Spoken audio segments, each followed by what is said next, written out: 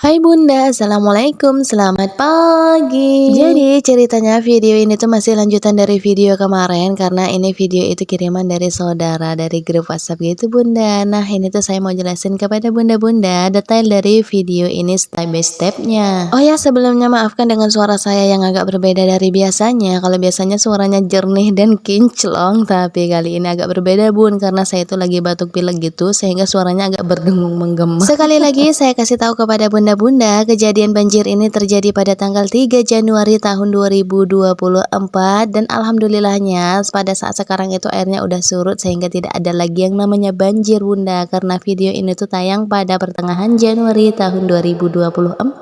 Oke, by the way ini adalah kondisi air Sungai Batang Bungo saat kejadian banjir kemarin. Di sini bisa Bunda lihat kan air sungainya itu udah makin dalam dan juga makin meluas. Nah, terus ini dilanjutkan di malam hari videonya. Waktu itu si Lili lagi main ke tempat Mbah tapi tidak bisa jalan kaki, harus menggunakan perahu. Dan pada saat kejadian banjir kemarin, saudara-saudara yang lain pada sibuk ngontrol rumah Mbah Bunda, apakah airnya udah mulai memasuki rumah atau belum. Nah, ini ternyata di pagi harinya air sudah memasuki ke dalam rumah. Beginilah kondisi ruang tamu di rumah Mbah Bunda. Untuk kedalaman airnya sendiri itu mencapai sebatas mata kaki. Setelah tahu airnya masuk ke dalam rumah, langsung aja leleknya ini buru-buru beberes di bagian dalam rumah Bunda supaya semua barang-barangnya tidak terendam air. Di dalam rumah aja harus menggunakan sepatu bot karena kondisi air yang sangat kotor. Biasanya air seperti ini itu ada lintahnya Bunda. Bunda tahu lintah nggak sih? Lintah itu adalah hewan pemakan darah gitu. Oke, lanjut lagi. Terus kita lihat kondisi air di daerah Tebing Tinggi. Tebing Tinggi ini merupakan kelurahan yang ada di salah satu kabupaten Tebo. Untuk daerah sini memang kondisinya lebih parah jika dibandingkan di tempat Lilik tadi Bunda karena daerah sini itu merupakan daerah dataran rendah. Selain itu juga berdekatan dengan sungai. Entah kenapa ya, kejadian banjir seperti ini dijadikan momen seru-seruan gitu bagi anak-anak Bun. Nah ini contoh salah satunya, ada salah satu ponakan saya yang lagi asik banget main pompong. Kalau saya sendiri nggak berani naik pompong ataupun perahu, apalagi dalam kondisi air yang dalam seperti ini Bun. Nah secara gitu loh sadar diri, saya ini nggak bisa berenang jadi takut banget dengan yang namanya air dalam. Tapi lain waktu saya mau belajar berenang biar mana tahu kan nanti aja kalau terjadi banjir lagi. Nah saya nggak takut lagi dengan yang namanya air dan bisa bebas leluasa bergerak di atas air. Kenapa di sini mereka menggunakan pompong kalau mau ke rumah? Karena di sini tuh kedalaman air setiap harinya itu makin naik dan tentunya tidak bisa lagi dilalui menggunakan jalan kaki. Ya begitulah Bunda alasannya kalau mau kemana-mana harus menggunakan pompong atau perahu. Terus lanjut, ini adalah keadaan sungai di Batang Bungo. Oh ya, Sungai Batang Bungo ini adalah sungai yang berada di Kabupaten Bungo. Di sini bisa Bunda-Bunda lihat sendiri kan kondisi airnya yang setiap harinya itu deras sekali. Berhubung curah hujan di sini sangat tinggi, otomatis Sungai Batanghari bakal meluap ke atas dan mengakibatkan banjir. Terus videonya dilanjutkan lagi di rumah Uwa. Nah di sini tuh Pak D dan juga anaknya lagi sibuk naik perahu Bunda. Mereka mau masuk ke dalam rumah Uwa karena mau ngangkutin beberapa barang yang masih tertinggal di dalam rumah. Jadi tidak semua barang Uwa itu dinaikkan ke atas toko Bunda karena ada beberapa barang yang tinggal di sini. Contohnya seperti piring dan juga lemari. Berhubung piringnya banyak, jadi tidak memungkinkan semua piring itu bakal dinaikkan ke atas. Oke, terus lanjut lagi kita berada di posisi rumah Pak D. Nah beginilah kondisi banjir di depan rumah Pak D. Dan ini tuh keadaan rumah Pak D setelah air banjirnya mulai surut. Nah di sini Pak D udah mulai beberes dan juga bersih lantai rumah dari banjir karena lantai rumah ini bau Bunda terkena air banjir. Oke, langsung aja di sini Pak D sapu-sapu keluarin semua sampah-sampah yang masuk ke dalam rumah karena sampah-sampah kemarin itu terbawa arus saat banjir. Selain kotor, airnya ini juga berbau Bunda karena air ini berasal dari payo. Tahu nggak sih payo Bunda? Payo itu merupakan genangan air. Yang mana biasanya kalau di hari panas kerbau itu suka banget berendam di genangan air atau payo itu Bunda. Terus dilanjutkan lagi dengan Pak D yang lagi nyapu-nyapu di bagian dinding karena di bagian dindingnya itu juga terendam banjir. Nah di sini by the way beberesnya menggunakan sepatu bot. Tahu nggak sih sepatu bot itu apa? Sepatu bot itu adalah sepatu anti air yang panjang itu Bun sampai sebetis kalau nggak salah itu. Nah itu aman banget anti air. Terus lanjut lagi, ini saya mau kasih lihat kepada Bunda-Bunda pemandangan di depan rumah Pak D. Nah itu ketika Pak D lagi ngeliatin depan rumah, tak taunya ada ikan mas katanya Bunda. Nah itu ada yang kecil-kecil berwarna merah jambu, itu merupakan ikan masnya besar banget. Sayangnya aja ikan masnya ini nggak bisa ditangkap Bunda karena Pak D gak punya jalo. Andaikan aja Pak D punya jalo pasti ini ikan mas udah ketangkep kan Bun. Gak kebayang deh ikan masnya itu sebesar apa. Dari jarak jauh aja udah terlihat besar, apalagi kalau dari jarak dekat, iya kan? Alhamdulillah perlahan banjirnya udah mulai surut dan insya Allah mudah-mudahan keadaan udah kembali normal seperti biasanya. Terus lanjut lagi Pak D mau sapu-sapu di bagian ruang keluarga. Kalau tadi itu Pak D sapu-sapu di bagian ruang depan Bunda. Pak De sapu-sapunya tidak sendirian ya Bun, melainkan dibantu dengan Mak De dan juga anak-anak yang lain. Nah ini tuh Pak De masih mau ngeluarin air, tapi ini palang di pintunya belum dibuka, otomatis airnya belum bisa keluar. Mari kita lihat kondisi di samping rumah Pak De. Nah di situ terlihat dengan jelas kalau tetangga-tetangga Pak De itu masih terendam banjir, tapi alhamdulillah di tempat Pak De ini udah mulai kering ya Bun, karena tempat Pak De ini jauh dan juga datarannya agak tinggi jika dibandingkan dengan tetangga-tetangganya. Dan ini adalah penampakan beberapa bagian ruangan yang sudah dibersihkan dengan Pak D. Ini merupakan ruang tengah. Nah, di sini tuh udah wangi banget Bun, karena Pak D tadi ketika bersihinnya menggunakan super pel, jadi wangi lantainya. Terus di bagian ruang tengah Pak D juga udah bersih. Ini merupakan ruang keluarga. Nah, di sini tuh juga udah bersih Bunda, walaupun kondisi air di luar itu masih keruh dan kotor, tapi bagian dalam rumahnya juga udah dibersihkan sama Pak D. Dan ini adalah penampakan ruang tamu yang sudah dibersihkan. Oke, by the way Bunda, di atas drum itu merupakan kasur dan juga perintilan yang lain, karena kemarin itu tidak sempat buat diungsikan. Oleh sebab itu, barang-barangnya ditaruh di atas drum supaya tidak terendam air waktu banjir kemarin. Nah, itu adalah kondisi kamar tadi Bun. Terus lanjut lagi kita ke ruang tamu, dan di sini tuh udah bersih. Terus ayo,